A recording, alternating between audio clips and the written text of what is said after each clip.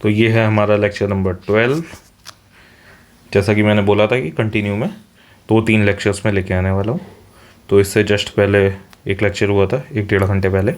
ठीक है, तो ये है कुछ इंपॉर्टेंट टॉपिक्स, थोड़ा अलग हट के। मतलब अगर टेक्नोलॉजी का यूज़ पूछा जाए, एक्चुअली है क्या कि ये जूनियर टेक्निकल ऑफिसर का जॉब है, तो टेक्निकल चीज़ें भी देख के जाना बहुत इंपॉर्टेंट है। टेक्निकल मतलब डायरेक्ट टेक्निकल नहीं कि भाई मॉसफेट कैसे वर्क करता है ना। टेक्नोलॉजी जो आज के टाइम पे यूज़ हो रही है, लाइक साइबर सिक्योरिटी हो गया, सोशल मीडिया हो गया, साइबर वॉरफेयर्स हो गए, स्पेस वॉरफेयर हो गया, इन सब के बारे में एक आइडिया होना, इन सब के बारे में एक ओपिनियन होना, इसलिए ये थोड़ा सा इम्पोर्टेंट टॉपिक हो जाएगा। क्योंकि भाई ये एक्चुअली टेक्निकल वाला हिसाब है, तो टेक्निकल चीज़ों को आप मिस मत ही करिए तो बेहतर है ना। तो सबसे पहले मैंने एक स्पेस सिक्योरिटी वाला के बारे में कुछ लिखा है। ठीक है, देखो स्पेस सिक्योरिटी की बात की जाए तो स्पेस से क्या हो सकता है। अगर देखा जाए कि स्पेस है, मतलब ये अपना अर्थ है ना, इधर पे इंडिया है, और स्पेस से सब कुछ देखा जा सकता है कि भाई हम क्या कर रहे हैं, क्योंकि बहुत तगड़े कैमरे होते हैं भाई। ठीक है, क्या क्या चल रहा है सारी चीज़ों पे निगरानी रखी जा सकती है। ठीक है, और उस निगरानी से वो अपने वो इन्फॉर्मेशन गैदर करके अलग अलग चीज़ें कर सकते हैं। ठीक है, दूसरा क्या है, जीपीएस हमारी हर एक चीज़ की लोकेशंस पता कर सकते हैं। मतलब हम बामुश्किल उठा के सबमरीन को इधर से उधर घुमा रहे हैं और उनको मेरी लोकेशन भी पता है। क्यों? क्योंकि वो जीपीएस यूज़ करता है, और जीपीएस किसका है? अमेरिका का है। तो हमें उस पर भी काम करना पड़ेगा, है ना। तो इन सब चीज़ों मतलब देखो, जब इंटरनेशनल बात की जाती है तो कोई देश परमानेंट दोस्त नहीं, कोई देश परमानेंट दुश्मन नहीं। ये बात हमें ध्यान रखनी है। ठीक है, और आंख बंद करके तो कोई दोस्त होता ही नहीं है, चाहे इंटरनेशनल कम्युनिटी की बात की जाए, चाहे नॉर्मल लाइफ की, है ना। तो सिंपल सा फंडा है, हमें अपनी सिक्योरिटी के लिए काम करना पड़ेगा। देखो स्पेस से रिलेटेड ये कुछ टर्म्स हैं जो काफ़ी हैं। MOM है ना, मिशन ऑफ मार्स अपने को पता है, मार्स। फिर चंद्रयान आजकल काफ़ी चर्चा में रहा, विक्रम लैंडर और रोवर, ये सब के बारे में आपको पता होगा। ठीक है, देन गगनयान पे अपन काम कर रहे हैं। आदित्य L1 अपना रिसेंटली सन के लिए मिशन अपना हुआ। दूसरा कलर कर ले तो सन का मिशन। एक्चुअली इसको मैं टाइप कर सकता था, ये सब कुछ है, लेकिन वक्त बहुत लगने वाला था, तो मैंने खुद से लिख दिया। ठीक, और साथ साथ जो भी चीज़ें होंगी उसको मैं लिखता जाऊँगा। ज़रूरी ये है कि आप इन सब चीज़ों को सुने। ठीक है, क्योंकि आप सुनेंगे तो वहाँ पे बोल पाएंगे। और आपको मैंने बताया ना, एक आइडिया होना चाहिए, एक पर्सपेक्टिव होना चाहिए, एक ओपिनियन होना चाहिए। मैं फैक्ट्स की बात बिल्कुल नहीं कर रहा, फैक्ट्स जो है वो याद किए जा सकते हैं, है ना। मैं सिर्फ इस बात की बात कर रहा हूँ, एक ओपिनियन और एक जनरल टर्म्स जो हैं वो आपको पता हों। जैसे नाविक। नाविक क्या है? नाविक इंडियन का रीजनल नेविगेशन सैटेलाइट सिस्टम है। ये क्या है? ये हमारा जीपीएस है ना, India's I in the sky. ठीक है, हमें बताता रहेगा कि भाई क्या चीज़ कहाँ पे है, और देखो किन किन चीज़ों पे काम कर रहा है, मतलब हेल्पफुल है। एक तो ये है कि हम इसकी वजह से जीपीएस और जो दूसरे जो पोजीशनिंग सिस्टम्स हैं उनका यूज़ नहीं करेंगे। लाइक बाइडू जो है वो चाइना का है, चाइना तो जीपीएस यूज़ नहीं करता ना, तो बाइडू चाइना का, ऐसी रशिया का अलग है। ठीक है, तो हमें भी एक चाहिए था, तो हमने नाविक बनाया। क्योंकि भाई हम अगर जीपीएस का यूज़ करेंगे तो अमेरिका को हमारी लोकेशन का पता होगा कि भाई मेरी सबमरीन कहाँ पे है, मेरे जो भी शिप्स हैं वो कहाँ पे हैं, है ना। तो हमें अपना चाहिए था, तो हमने बनाया नाविक। ठीक, और एक और काम में यूज़ आ सकता है क्या, कि भाई डिज़ास्टर मैनेजमेंट में भी बहुत हेल्प कर सकता है। और हमारे जो आसपास के कंट्रीज़ हैं, है ना, भूटान हो गया, नेपाल हो गया, श्रीलंका हो गया, है ना, इनको भी हम अपना नाविक देंगे कि भाई मेरा यूज़ करो तुम। और ये यार बेहतर है। अभी हमारे जो एंड्रॉयड सिस्टम्स हैं उनमें आ नहीं पा रहा, क्योंकि वो सब ये सब जीपीएस यूज़ करते हैं। लेकिन अगर उसकी जगह पे अगर नाविक यूज़ किया जाए, एक्चुअली कुछ हार्डवेयर में भी चेंजेस करने पड़ेंगे। ठीक है, तो अगर नाविक आएगा तो हमें बहुत बेहतर, एक जो बड़ा कंसर्न रहता है ना कि फ्लाई ओवर से जाएँ कि नीचे से जाएँ, है ना, तो वो भी इससे दूर हो जाएगा। ठीक है ना, कहने का मतलब ये। तो marine navigation, disaster management, terrestrial के लिए हमें इसमें बहुत हेल्पफुल रहेगा नाविक। ठीक, तो और स्पेस में हमारे एक, ये एक्चुअली स्पेस में इसलिए डाला क्योंकि ये सैटेलाइट्स का यूज़ करता है। ऑब्वियसली 3 सैटेलाइट्स एक जगह पे फोकस करके ही बता पाएंगे। ठीक है, किसी भी जगह का कोऑर्डिनेशन 3D में अगर हमें पता करना है, ठीक है, 3D मतलब अर्थ के आसपास एग्जैक्ट लोकेशन, तो उसके लिए 3 सैटेलाइट्स का रिक्वायर्ड होता है। तब हम पता कर पाते हैं कि इसका कोऑर्डिनेट एग्जैक्ट क्या होगा। ठीक है, चलिए, तो नेशनल सिक्योरिटी के लिए के हिसाब से आपको समझ में आ गया होगा कि हमें दूसरे देशों पे डिपेंडेंसी ख़त्म होगी। ठीक है ना, तो इसलिए क्योंकि भाई कोई पता है कि वो हैक कर लें, है ना, अमेरिका का जीपीएस वाला, या फिर अमेरिका भेज दे कि लो भाई इनका इतना इनकी इस जगह पे सैटेलाइट्स हैं, सबमरीन्स हैं, जो भी हैं। ठीक है, और सबसे इम्पोर्टेंट और दूसरा चीज़ क्या है, डिज़ास्टर मैनेजमेंट में जो दूसरे और काम हुए हैं स्पेस के फील्ड में, वो क्या है, anti satellite missile systems, missile test हमने करी है। ठीक है, इसके बाद काफ़ी बैकलैश भी हमें झेलना पड़ा कि इंडिया ने उधर पे क्या कचरा कर दिया है बहुत सारा, लेकिन उनको समझना पड़ेगा कि भाई हमारे आसपास बहुत दुश्मन ज़्यादा हैं, दोस्त कम हैं। तो यूएसए, रशिया और चाइना के बाद हम अकेले हैं जिसके पास ये वाली सिस्टम है, एंटी सैटेलाइट मिसाइल सिस्टम। हम घर से बैठ के मिसाइल छोड़ेंगे और उनकी सैटेलाइट फोड़ देंगे। फोर्थ एरेना ऑफ वॉरफेयर है, तो वो स्पेस वॉरफेयर्स के लिए स्पेस आर्मी बनाने लगा है, इवन अमेरिका ने बना भी ली है। ठीक है, तो जबकि हमने एक आउटर स्पेस ट्रीटी है 1967 में, पूछी जा सकती है, बहुत इंपॉर्टेंट ट्रीटी। इसमें बोल रहा था कि स्पेस को हम सिर्फ पीस के लिए यूज़ करेंगे और अपनी जो भी फाइंडिंग्स होंगी वो शेयर भी करेंगे। ठीक है ना, लेकिन वही है कि यार अगर एक बंदे ने बना लिया है ना स्पेस आर्मी, है ना, तो हमें भी बनानी पड़ेगी स्पेस आर्मी। चाइना ने भी लगाई होगा, है ना। फोर्थ एरेना ऑफ वॉरफेयर है स्पेस। हाँ, ठीक है ना। अब ऐसा सोच के देखो यार, मार्स में अगर पहुंच गए, आसानी से सब लोग पहुंचने लगे, तो मार्स में भी तो ऐसा लड़ाई होगी कि इस वाले एरिया में हम रहेंगे, इस वाले में हम रहेंगे, इस वाले में हम, है ना। लाइक आपने देखा होगा एंटार्क्टिक और आर्कटिक, है ना, वहाँ पे किसी की कॉलोनीज़ नहीं है, लेकिन स्टिल आप जाके देखना कि सब ने अपना बता रखा है कि जो जिस जगह पे पहुंच गया, जितना एरिया बोल दिया वो उनका हो गया कि भाई ये चाइना का है, चाइना, ये फ्रांस जर्मनी वगैरह के बहुत सारे ऐसे करके चारों तरफ से ट्रायंगुलर शेप के उन्होंने अपने अपने बना दिए हैं कि ये मेरा है, वो मेरा है। ठीक है, जबकि उस पर भी किसी का हक नहीं होना है। ठीक, तो हमने बेसिकली मिशन शक्ति के अंडर ये चीज़ कर ली, और डीआरडीओ और इसरो आपस में बहुत सारा काम कर रहे हैं आजकल। ठीक है, ये कमर्शियल आर्म है इसरो की, आपने सुना होगा अंतरिक्ष, ANTRIX।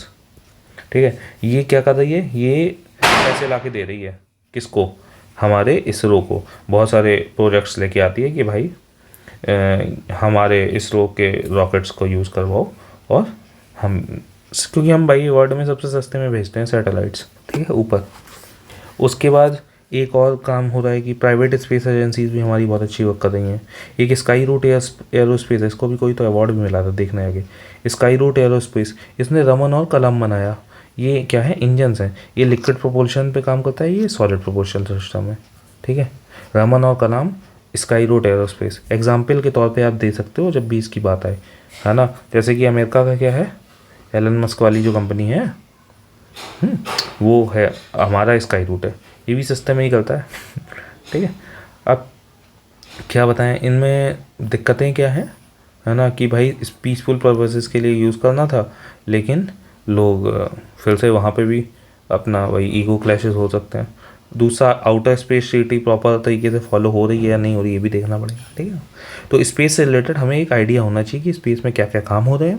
तो हमारे जो मिशंस हैं वो हैं, नाविक बहुत इंपॉर्टेंट चीज़ है, क्योंकि डायरेक्ट जो है वो नेशनल सिक्योरिटी से लिंक करता है। ठीक है, दूसरा मिशन शक्ति के तहत ये हमारी मिसाइल सिस्टम्स वगैरह हैं। ठीक है, तो ये हो गया स्पेस से रिलेटेड। चलिए अब हम बात कर लेते हैं साइबर सिक्योरिटी से। देखो, साइबर आज के टाइम की बिल्कुल नई सी चीज़ है साइबर, है ना।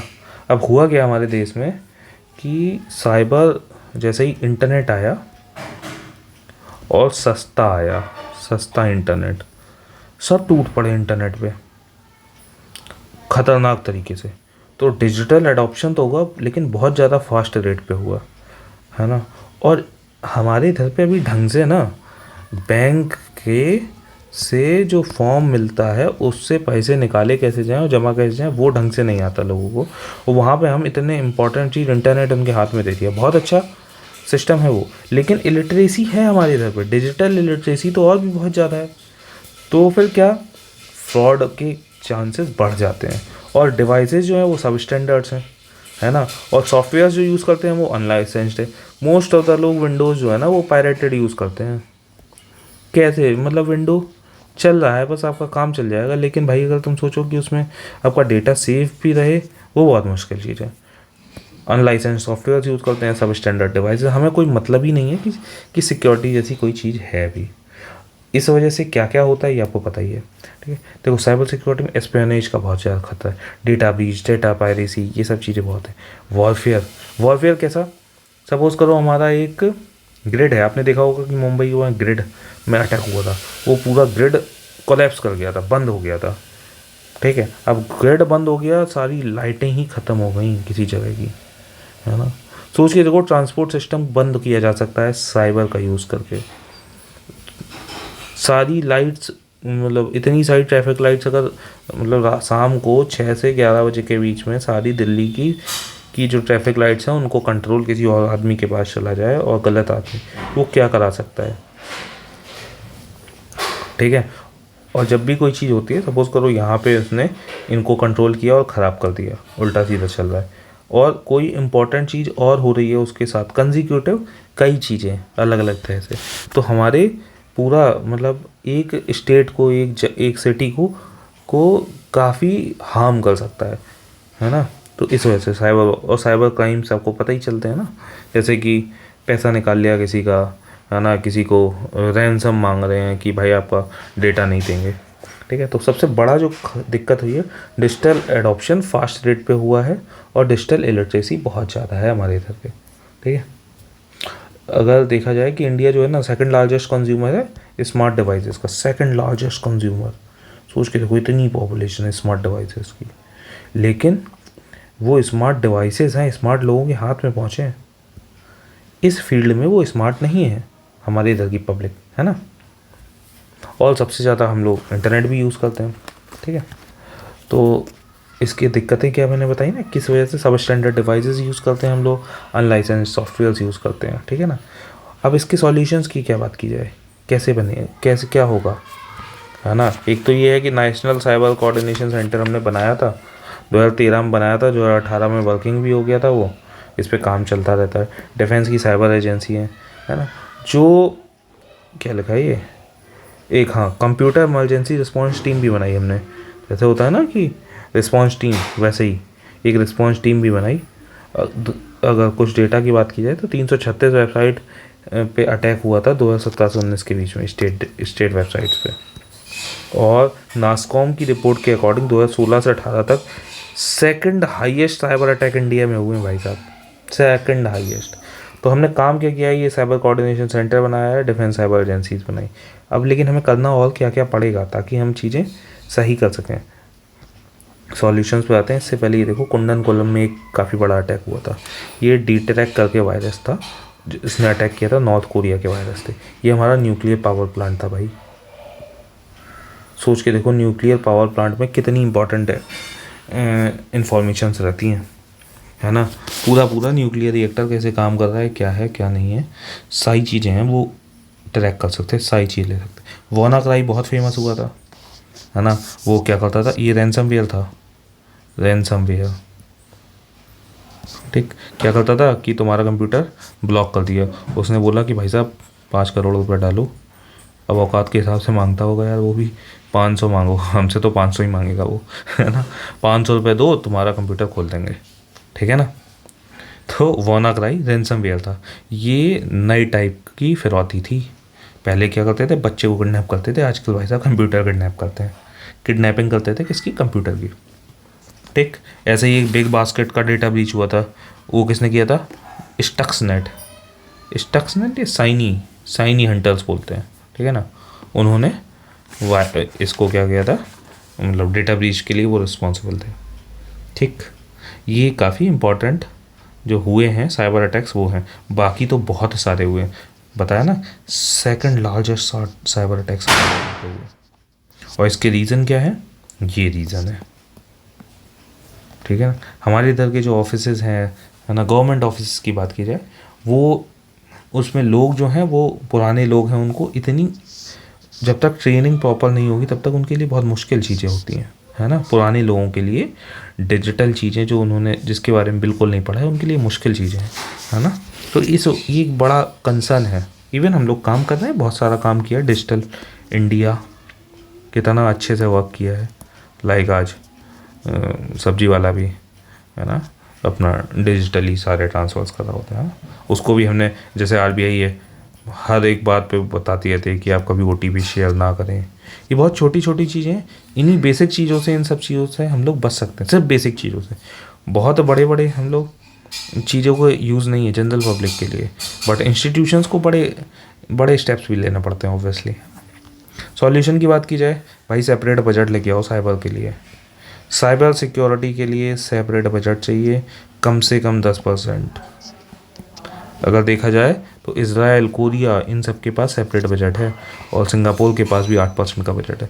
तो हमें भी एक सेपरेट बजट लाना पड़ेगा, है ना। और साइबर यूनिवर्सिटीज़ खोली जाएँ, प्रॉपर ब्रांच कि जो भाई साइबर एजुकेटेड लोग हैं, ये हर चीज़ के बारे में जानेंगे, कैसे कोई चीज़ हैक होती है, कैसे किसी चीज़ से बचाया जा सकता है ना। ये बेसिकली ऐसे सिक्योरिटी गार्ड्स होंगे जो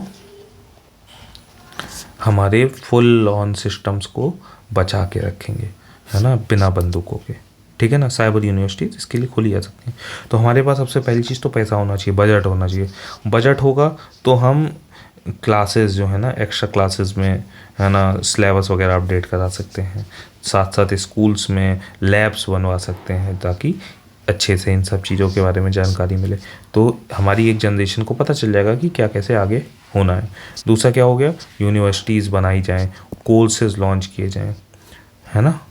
और दूसरा क्या, एक मतलब ये तो हो गया हमारी नेक्स्ट जनरेशन को बचाने के लिए। दूसरा क्या है, हमारे जो इतने भी सिस्टम्स हैं, गवर्नमेंट ऑफिसेज, है ना, क्रूशियल इन्फॉर्मेशन, वहाँ पे बढ़िया एंटीवायरसेस, सिर्फ एंटीवायरसेस नहीं, पूरा सेटअप जो इन सब चीज़ों को चेक करे। ठीक है ना। और साइबर रेडीनेस इंडेक्स में आप हमारी रैंक देखिएगा एक बारी, एक होती है ना साइबर रेडीनेस इंडेक्स, रेडीनेस समझ में आ रहा है ना। इसमें रैंक एक बारी कमेंट डाउन करिएगा, ये कितनी है इंडिया की, लेटेस्ट वाली देख लेना कितनी है, और कमेंट डालना है। ठीक है, चलिए। तो ये हो गया साइबर सिक्योरिटी से रिलेटेड। क्या क्या मिलेगा हमें, मैं सिर्फ आपको पॉइंट्स मिले ताकि कोई पूछे कि भाई साइबर के लिए आप क्या कर रहे हो, है ना, तो भाई क्या करना चाहिए, है ना। तो हमने बता दिया कि भाई एक हमने ये किया था, साइबर कोऑर्डिनेशन सेंटर खोला, डिफेंस की साइबर एजेंसीज खोली, कोऑपरेशन हमने मांगा कि जो बड़े बड़े टेक जाइंट्स हैं उनसे कंप्यूटर इमरजेंसी रिस्पॉन्स टीम बनाई। और क्या करना चाहिए भाई, प्रॉपर बजट ले आओ थोड़ा। ठीक है ना। तो हम वो सारे सॉल्यूशन ओरिएंटेड हो सकें, और साथ साथ ये भी एग्जांपल दे सकें कि भाई ये सब चीज़ें कहीं हो रही हैं। ये साइबर यूनिवर्सिटी मैंने खुद से नहीं लिखा है, इटली में साइबर यूनिवर्सिटी पे काम चल रहा है ना। इवन वो वर्कआउट मतलब चल रहे हैं, तो उनका कुछ तो आया था न्यूज़ में। तो साइबर यूनिवर्सिटी चल रही है इटली में, वो सोचने वाली चीज़ है ना। जब कहीं पे और भी होता तो हम उनसे सीख तो ले ही लें कम से कम। ठीक, चलिए आगे बढ़ते हैं। Social media as a security threat. Social media भाई ख़तरनाक चीज़ है आज के टाइम पे, एक ऐसा हथियार जिससे कुछ भी करवाया जा सकता है। मतलब पब्लिक ओपिनियन, पब्लिक को ऐसे वो पॉजिटिव से नेगेटिव, नेगेटिव से पॉजिटिव कुछ भी बना सकते हैं। बंदर, मतलब पब्लिक को बंदर, और social media as a Madari. Social media जो है ना वो मदारी है आज के टाइम का, है ना वो, और हम सब बंदर हैं। सोशल मीडिया कुछ भी करवा सकता है। वो आईफोन बिकवा देता है ना, आईफोन बिकवा देता है, चलो वो तो मार्केटिंग है। वो किडनी बिकवा देता है भाई सोशल मीडिया। आप सोच के देखो कितना तगड़ा मदारी है जिसने आपसे कह दिया कि आप किडनी बेच दो। सोचने वाली चीज़ है ये। जस्ट मैं एग्जांपल ही दे रहा हूँ, ऐसा नहीं है लेकिन मैं ये बता रहा हूँ कि ये बहुत तगड़ा मदारी है, वो कुछ भी करवा सकता है। फेक न्यूज़, इसके बारे में कुछ भी बताने की ज़रूरत नहीं। फेक न्यूज़ किस लेवल तक इंडिया में अवेलेबल है। कोविड टाइम्स में क्या क्या चीज़ें हो गई, ठीक है। फेक न्यूज़ पोलराइज्ड कर देता है। आप एक बारी किसी एक का वीडियो देखो जो राइट विंग का है या लेफ्ट विंग का है, दूसरा जो वीडियो आएगा बस वही आएगा। फिर तीसरा वीडियो वही आएगा, उसके बाद आपको लगेगा कि बस यही होता ही है, इसके अलावा दूसरा विंग है ही, दूसरे तरफ में तो कुछ अच्छा होता ही नहीं है, ऐसा होता है। तो पोलराइज कर देता है, आखिरी में जाके आपको लगेगा कि सिर्फ जो हमने देखा वही सही। तो उसी को बोलते हैं पोस्ट ट्रुथ पॉलिटिक्स, है ना। पोस्ट ट्रुथ पॉलिटिक्स कि सिर्फ पब्लिक ओपिनियन मैटर कर रहा है, फैक्ट का कोई बात ही नहीं कर रहा है। मैं एक एग्जांपल देता हूँ आपको, फैक्ट्स और पब्लिक ओपिनियन। एक ओपिनियन है, एक ओपिनियन क्या सच्चाई भी है कि जो कज़न मैरिजेस हैं, कज़न मैरिजेस वो सिर्फ मुस्लिम्स में है और बहुत ज़्यादा है, ठीक है। आप एक बार स्टैट्स देखिएगा, जो कज़न मैरिजेस हैं ओवरऑल इंडिया का जो एवरेज है ना, शायद 9% है ना। उतने के आसपास का जो तमिलनाडु का जो कज़न मैरिजेस का जो परसेंटेज है वो तमिलनाडु का भी है ना, मुस्लिम्स के लमसम बराबर का, ठीक है ना। काफ़ी अच्छा उनका कज़न मैरिजेस का सिस्टम है तमिलनाडु में। अब क्यों है? क्योंकि वो सेम कास्ट में मैरिज करना चाह रहे हैं, सेम लैंग्वेज वाले हिसाब में, तो उनको लड़का मिला, उन्होंने क्या इधर ही कर लेते हैं। दूसरा क्या रीज़न है? दूसरा रीज़न है कि जो घर की वेल्थ है वो घर में रहे, घर का पैसा घर में रहे, इसलिए भी कज़न मैरिजेस वहाँ पे प्रोमिनेंट है, ठीक है ना। तो मैं सिर्फ ये बता रहा हूँ कि पब्लिक ओपिनियंस कुछ और होते हैं और फैक्ट्स कुछ और होते हैं। ये फैक्ट की बात बताई मैंने और पब्लिक ओपिनियन ये था, ठीक है। और इस फैक्ट को मैं ये नहीं बोल रहा कि आप बिल्कुल मेरे कहने से मान लो, आप वेरीफाई खुद से करो जाके, ठीक है। कज़न मैरिज का इंडिया का एवरेज निकालो, देखो, फिर साउथ इंडिया में उसका एवरेज देखो, नॉर्थ इंडिया का देखो, मुस्लिम्स पॉपुलेशन का देखो, ठीक है। मैं सिर्फ ये एक एग्जांपल दे रहा हूँ कि पब्लिक ओपिनियन और फैक्ट्स अलग अलग हो सकते हैं, लेकिन पब्लिक ओपिनियंस पे बहुत ज़्यादा रिलाई कर रही होते हैं हम लोग सोशल मीडिया की वजह से, क्योंकि सोशल मीडिया में पब्लिक ज़्यादा है, फैक्ट कम है ना। उसके बाद कन्फर्मेशन बाइसनेस क्या होता है कि जो मैं अभी यहाँ पे बता रहा था ना कि आपने जो चीज़ पहले देख ली, जिसने जो रील पहले देख ली, जो यूट्यूब वीडियो पहले देख लिया, वो उस चीज़ को सच मान लेता है, वो जहन में बैठ जाता है कि यार ये हुआ। उसके बाद जो दूसरी चीज़ दिखेगी उसको भी वही, जब उसने 10 वीडियोस ऐसे देख ली, अब 11वां बंदा आया, एक बंदा के पास आपका दोस्त, उसने कहा ये देखिए यार ये गलत हो गया, फिर आपको लगेगा नहीं यार मैं तो ऐसे ज़्यादा वीडियोस मैंने देखे, एक से क्या फ़र्क पड़ेगा, ठीक है ना। तो हम कन्फर्म करने की बात ही छोड़ देते हैं, हम सिर्फ ये देख रहे होते हैं कि हमने क्या चीज़ ज़्यादा देख ली और पहले क्या देख ली। एक किसी का डायलॉग सा है ना, और मैं ये जो बोल रहा हूँ ना, इसी वे में आप बोल सको सामने कॉन्फिडेंट होके, कैसे किस वर्ड को कहाँ पे यूज़ करना है। कि एक ने बोला, आप एक कमरे में बैठे हो, एक ने बोला कि बाहर बारिश हो रही है, एक ने बोल दिया कि भाई बारिश नहीं हो रही बाहर। तो हमें अपने ये नहीं देखना है कि हमारा सगा कौन है उसकी बात मान लें ना, हमें रूम की खिड़की खोल के देखना है कि भाई बारिश हो रही है या नहीं हो रही। हमें दोनों में से किसी की बात माननी नहीं है, ठीक है ना। तो हमें बेसिकली सच को ढूंढना पड़ता है आज के टाइम पे। देन ट्रेडिशनल मीडिया जो है वो बहुत ज़्यादा रिलाई कर रही है सोशल मीडिया पे, और सोशल मीडिया में क्या है? Public opinion. सोशल मीडिया पे क्या है? पब्लिक ओपिनियंस, ठीक है। फैक्ट देने का काम इनका था, तो फैक्ट नहीं आ पा रहे हैं, ठीक है। अब ये सोशल मीडिया के थ्रेट्स हैं, चैलेंजेस ये हैं। अब थ्रेट तो आपको पता ही है कि क्या रहते हैं सोशल मीडिया के, फेक न्यूज़ की वजह से क्या क्या राइट्स होते हैं, कितने सारे राइट्स हो जाते हैं। आसाम के एथनिक क्लासेस की वजह से जो 2012 में थे, उसका रिस्पॉन्सिबल था सोशल मीडिया। एक बॉस्टन अटैक हुआ था, काफ़ी इनफेमस है, देखिएगा, ठीक है। राइट्स होते हैं, कम्युनल राइट्स, आपको पता ही है। प्रोपागेंडा वीडियोस रिलीज़ करता है आईएसआईएस हमारी कम्युनिटी में क्या वो फूट डालो वाली राजनीति करने के लिए, आईएसआईएस, ठीक है ना, हमारी कम्युनिटी में डिस्ट्रप्शन लाने के लिए, ठीक है ना। तो ये काफ़ी बड़ी दिक्कत है, ठीक। अब इसकी सॉल्यूशन क्या है? मैंने सारी दिक्कतें बता दी, है ना। ये नई दिक्कतें शायद आपने सुनी होंगी कि कन्फर्मेशन बायस, मैंने ये टर्म्स इसलिए लिखे हैं ताकि इन वर्ड्स का आप यूज़ कर सको, ठीक है ना। ट्रेडिशनल मीडिया कैसे रिलाई करती है सोशल मीडिया में पब्लिक ओपिनियन ज़्यादा हैं, पोलराइज्ड हो जाते हैं हम लोग, फेक न्यूज़ काफ़ी नॉर्मल वर्ड है। इन सबको आप एक्सप्लेन भी कर सको कुछ लाइंस में, और इस बात को आप यूज़ कर सको, ठीक है, और समझने की ज़रूरत है, ठीक।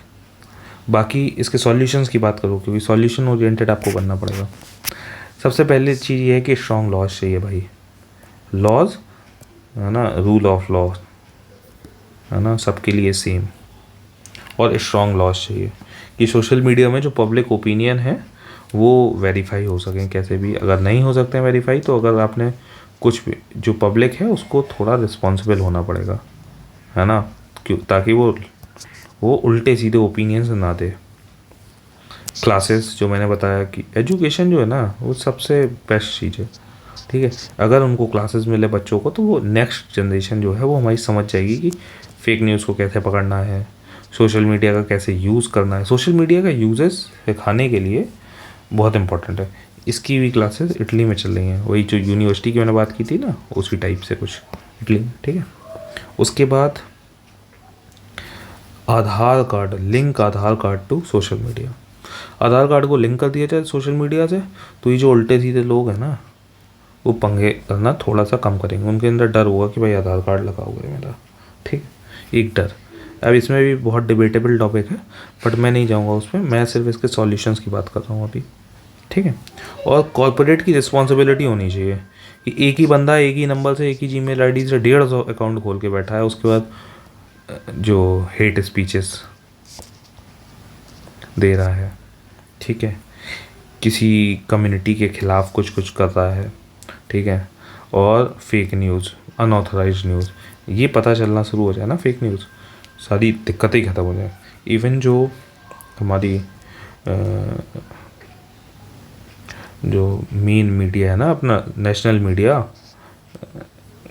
क्या बोलते हैं, पीआईबी का खुद का ये फेक न्यूज़ का चेक करने के लिए वेबसाइट है, वो खुद भी चेक करता है ना।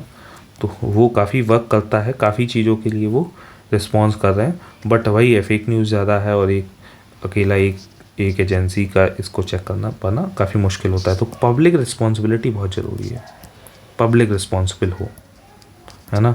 पब्लिक रिस्पॉन्सिबल, अभी की पब्लिक अगर रिस्पॉन्सिबल नहीं है, तो आगे की पब्लिक को रिस्पॉन्सिबल करने के लिए हमें क्या करना पड़ेगा, ये क्लासेस, एजुकेशन, ठीक है। और corporate responsibility, big tech Giants जो है ना, वो इस बात को वेरीफाई करते हैं। लाइक एक एग्जांपल आप दे सकते हो, व्हाट्सअप में शेयरिंग का जो ऑप्शन है अब वो लिमिटेड है, कि आप एक ही न्यूज़ को ऐसे ही डायरेक्ट शेयर नहीं कर सकते हो कि एक साथ आपने क्लिक किया और 150 लोगों को चला गया, ठीक है ना। तो इस तरीके से आपको समझना पड़ेगा, ठीक है। बायोटेररिज्म, ये भी ऐसा मैंने बहुत ज़्यादा लिखा नहीं इस पर, एक्चुअली है क्या कि बायोलॉजिकल वेपन्स का यूज़ होता है, हो सकता है ना, लोग कर सकते हैं, टेररिस्ट ही कर सकते हैं ऑब्वियसली, कंट्रीज़ के पास तो ट्रीटी है, वो नहीं करेंगे। लेकिन अगर जैसे अभी कुछ न्यूज़ है, कोविड आया था तो ये बोला गया था कि कुछ इसका ही फॉर्म है, ठीक है ना। तो अभी अगर देखा जाए तो एक treaty, biological convention, biological weapon convention है, वेपन कन्वेंशन, ठीक है। ये ट्रीटी है 1975 के आसपास की, ठीक है। इसमें कुछ तो 183 स्टेट्स हैं, वो सब ने बोला हुआ है कि हम भाई बायोलॉजिकल वेपन्स नहीं बनाएंगे और किसी के अगेंस्ट तो बिल्कुल यूज़ नहीं करेंगे, ठीक है ना। तो इसके बारे में कुछ एग्जांपल मैं लिख देता हूँ। जैसे एंथ्रेक्स का यूज़ हुआ था कभी, इबोला वायरस हो गया, है ना, इन सब का यूज़ पहले हुआ है, ठीक है। और इंडिया को इससे क्यों थोड़ा सा ज़्यादा कॉन्शियस रहना पड़ता है, क्योंकि इंडिया में ह्यूमिड क्लाइमेट है ना, ह्यूमिड क्लाइमेट है, पोरस बॉर्डर्स हैं, ठीक है, पोरस बॉर्डर्स। और क्या हो गया, हेल्थ केयर इंफ्रास्ट्रक्चर इतना इफ़ेक्टिव है नहीं अभी, क्योंकि पॉपुलेशन बहुत ज़्यादा है, पॉपुलेशन डेंसिटी बहुत ज़्यादा है कुछ जगहों पे।